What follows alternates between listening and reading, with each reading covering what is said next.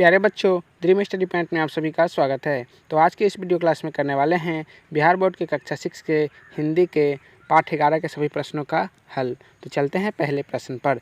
पहला नंबर प्रश्न दिया हुआ है, सरजू भैया को जिंदा दिल क्यों कहा गया है? तो इसका उत्तर हो जाएगा, सरजू भैया को जिंदा दिल इसलिए कहा गया है क्योंकि वे दुबले पतले गरीब होते हुए भी मिलनसार, मजाकिया, हंसोर, दयालु तथा परोपकार करने में सदैव तत्पर रहते थे।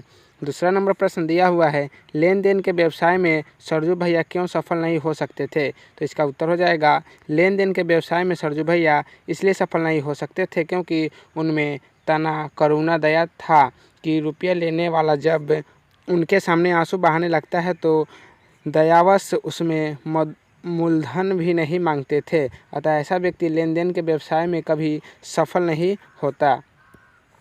तीसरा नंबर प्रश्न दिया हुआ है, चतुर, फुर्तीले और कामकाजू आदमी होते हुए भी सरजू भैया सुखी संपन्न क्यों नहीं रह सके? तो इसका उत्तर हो जाएगा, सरजू भैया चतुर, फुर्तीले और कामकाजू आदमी होते हुए भी सुखी संपन्न नहीं रह सके क्योंकि सरजू भैया की दूसरे के काम से ही फुर्सत नहीं मिलती थी। किसी के घर में कोई बीमार पड़ा तो वैद्य या डॉक्टर बुलाने का काम सरजू भैया करते। किसी को बाहर जाने से सौदा लेना है, सरजू भैया लाते। किसी को किसी संबंधी का खोज खबर लेनी है तो सरजू भैया को भेजा जाता था।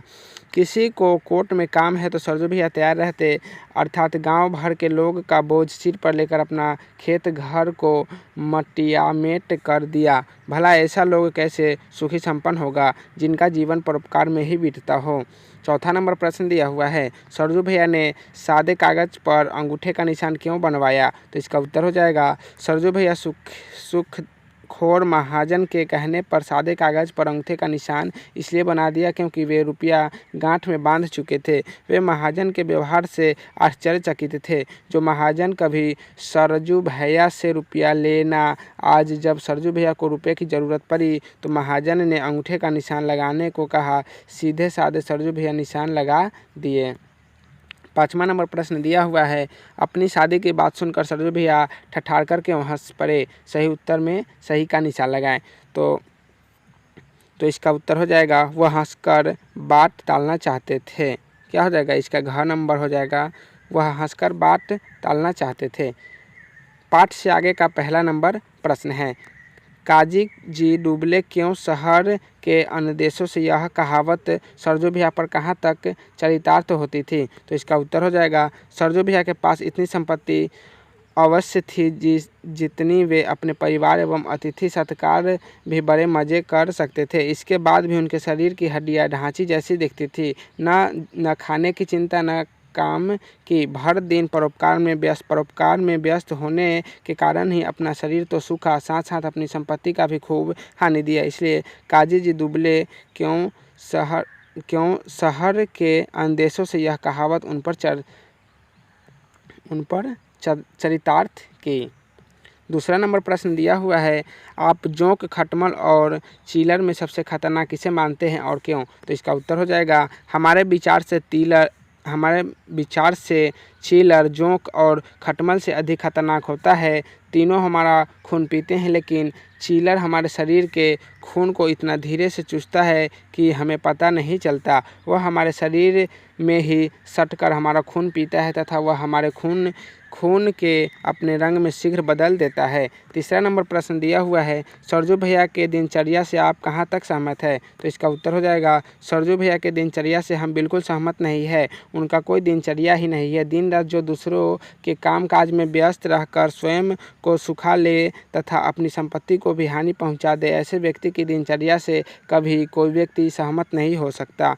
चौथा नंबर प्रश्न दिया हुआ है, सरजू भैया के सेवा सदन का दरवाज़ा हमेशा खुला रहता है, इस आशय का क्या तात्पर्य है? तो इसका उत्तर हो जाएगा, सरजू भैया के सेवा सदन का दरवाज़ा हमेशा खुला रहने का आशय है कि जब भी चाहे दिन हो या रात, सर्दी हो या बरसात अथवा चित्ता पिलाती दूध, जिसने जो भी कहा कहने को तुरंत तैयार हो गया। गांव वाले के लिए डॉक्टर बुलाना, बुखार से किसी का सामान लाना, किसी व्यक्ति का दूसरे गांव से समाचार लाना, सब काम बिना खाए पिए सदैव करते रहते, अर्थात दूसरे की सेवा के लिए सदैव तत्पर रहते थे। व्याकरण का पहला नंबर प्रश्न है, यदि आपको वाक्य में प्रयुक्त विशेषण को पहचानने में कठिनाई होती है तो याद रखिए कैसे, कैसे, कैसा, कैसी, कितने, किसका, कहाँ का, कब का आदि प्रश्नों से जो उत्तर मिलता है विशेषण होते हैं। जैसे बेर कैसा है तो पक्का, खट्टा, मीठा, बड़ा, छोटा इत्यादि। दूसरा है लीची कैसा है, बड़ी, मीठी, रसीली इत्यादि। तीसरा है उसने कितने आम खाए, 1, 2, 10, 20 इत्यादि। तुमने कितना दूध लिया तो 1 गिलास, आधा लीटर इत्यादि। यह घोड़ा किसका है तो राम का, मेरा, तुम्हारा इत्यादि। यह खिलौना कहाँ का है, चीन का, चीनी, जापान का, जापानी इत्यादि।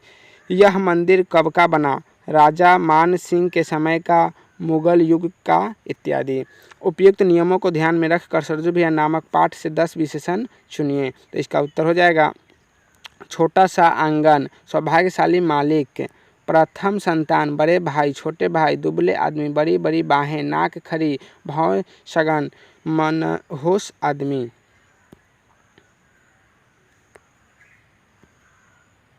दूसरा नंबर प्रश्न दिया हुआ है, सरजू भैया के शुद्धवापन के कारण ठगे जाने की कहानी उत्तम पुरुष में लिखिए। तो इसका उत्तर हो जाएगा, मान लिया कि मैं लेखक हूँ, अब उत्तम पुरुष में सरजू भैया के शुद्धवापन के कारण ठगे जाने की कहानी लिखी जा सकती है। मैं एक बार किसी ज़रूरत में सरजू भैया से कुछ रुपए लिए, मेरा काम बन गया, रुपए खर्च हो गए, लेकिन अभी तक मैंने सरजू भैया का पैसा वापस नहीं किया, क्योंकि मैंने समझा सरजू भैया को जब ज़रूरत होगा मुझसे मांग लेंगे, लेकिन उन्होंने न कभी मांगा, न मैंने कभी उनको रुपया लौटाने का प्रयास किया, जबकि वे दूसरे से सूद पर रुपए लेते थे, लेकिन हमने कभी नहीं मांगा। मुझसे ही नहीं, गाँव के किसी व्यक्ति से पैसा मांगना उनके नियम के खिलाफ लगता था, जिनके कारण उनके पिताजी के समय में चलता हुआ लेन देन बंद हो गया।